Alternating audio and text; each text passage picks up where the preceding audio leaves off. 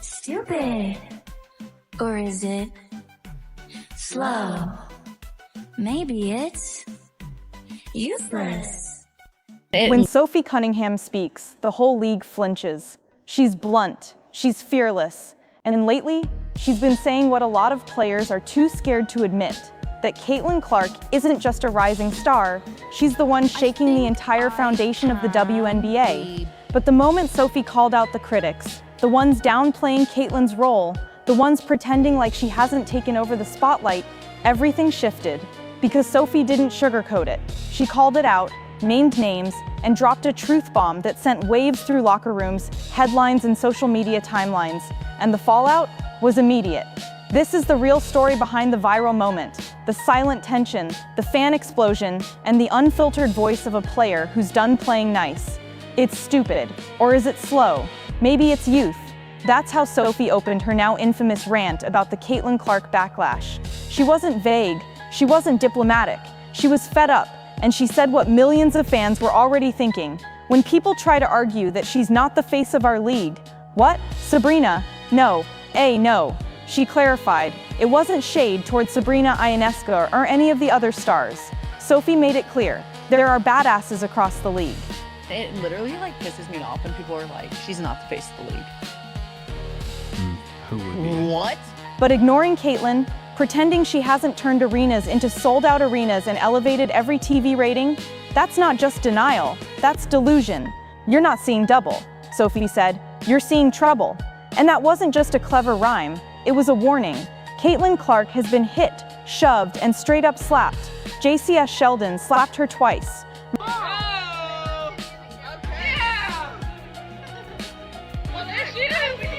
Marina Mabrey knocked her to the floor, and the refs, they just stood there, silent, unmoving statues, Sophie called them.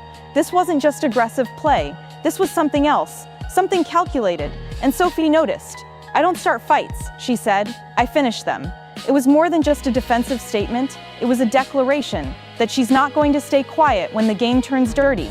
And yet, some of the loudest critics No, there's really good, well-known people in our league.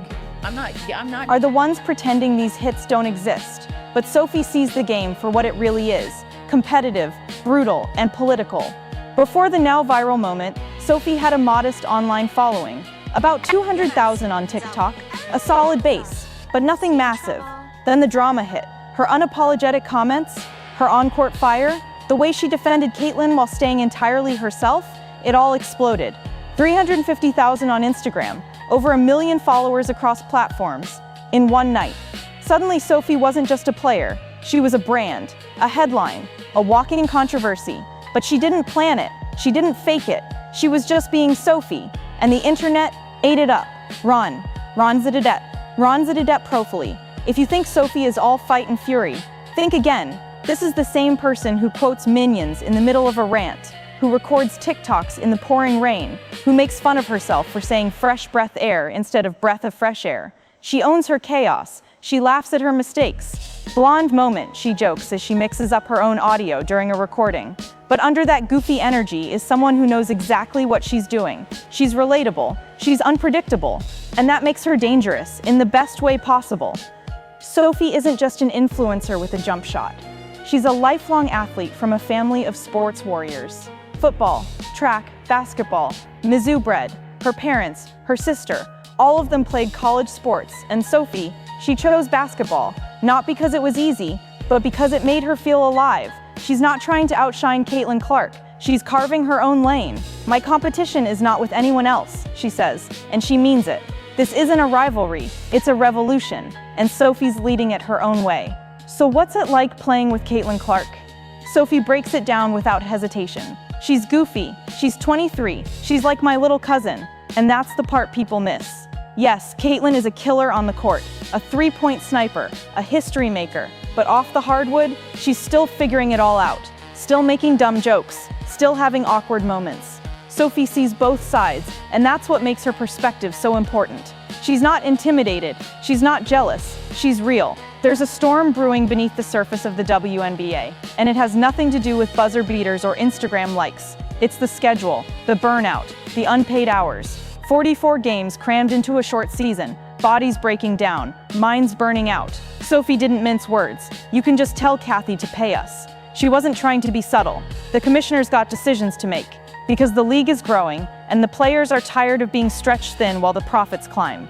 They want investment, respect, balance, and Sophie is the one shouting it loudest. Ron. If you Google Sophie Cunningham, you'll see plenty of flashy photos. Blonde hair, big smile, a little wild, a little weird. But ask her what the biggest misconception is, that I'm a dumb blonde with thick tits. That's the image people try to box her into.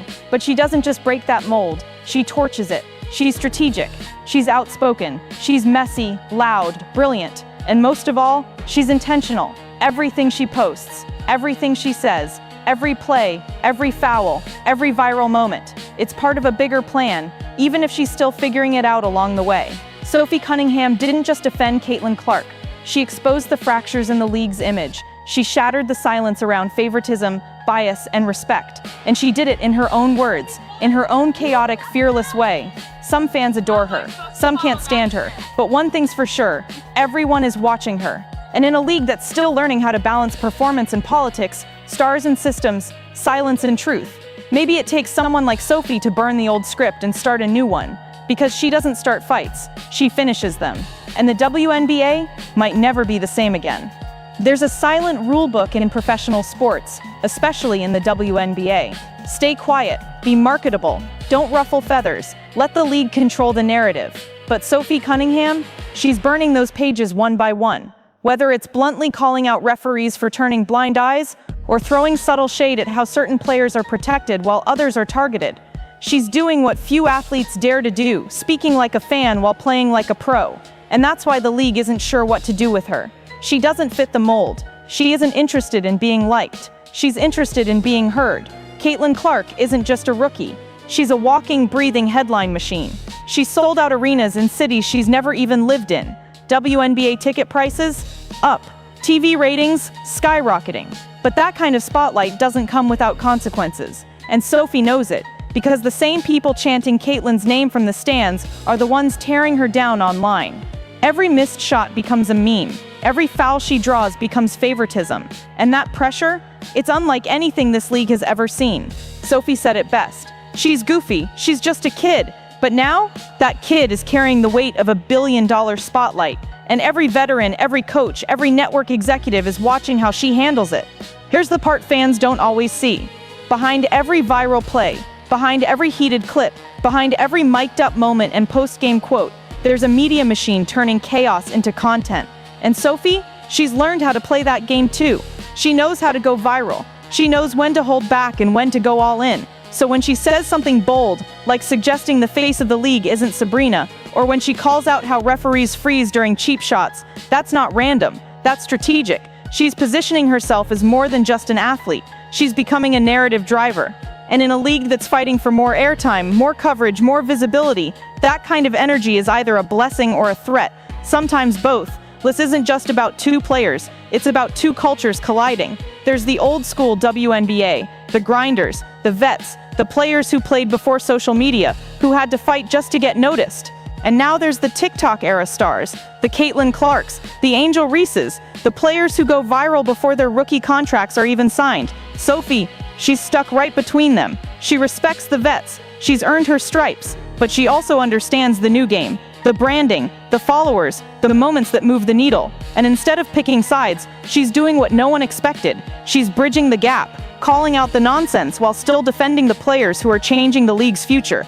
Always comes back to this, the money. Sophie joked, not really joking, about Commissioner Kathy Engelbert needing to just pay us before anyone talks about expanding the season. But that wasn't just a throwaway line. That was a gut punch aimed straight at the league's front office. Because while TV deals are growing and fans are showing up, players are still flying commercial, still hustling for endorsement deals, still juggling second jobs during the offseason. And when your top players are making a fraction of what their male counterparts make for the same workload, it's not just unfair, it's unsustainable. Sophie knows it, the fans know it, even the networks know it, but no one wants to say it out loud, until now. Let's not sugarcoat it. Sophie Cunningham isn't everyone's cup of tea. She's loud, sarcastic, a little wild. She dances on TikTok, quotes Despicable Me, jokes about koalas and blonde moments. But that's exactly why she's building a brand that can't be ignored. Because in an era where personality is currency, Sophie has more value than the stat sheet shows. She makes people talk. She triggers debates. Even when people hate watch her, they're still watching. And in today's media economy, attention is everything. Whether it's love, hate, or something in between, Sophie's name stays in your mouth. At first glance, you might think Sophie and Caitlyn are opposites. Different ages, different personalities, different fan bases. But the connection runs deeper than just playing on the same court. They represent two sides of the same shift. Ronawart Sophie, the veteran finding a new voice in a media-hungry world. Caitlyn, the rookie forced to grow up under a microscope. And whether they planned it or not, they're linked now, by the fights, the fame, the fallout. They've both become symbols in a league struggling to evolve.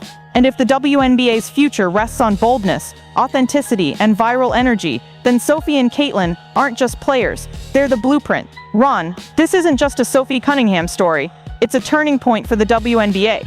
Because whether it's a slap that went unnoticed, a comment that blew up online, or a goofy clip that made millions laugh, the truth is clear. The league is changing. The players are done being quiet. The fans want more, and the world is finally paying attention.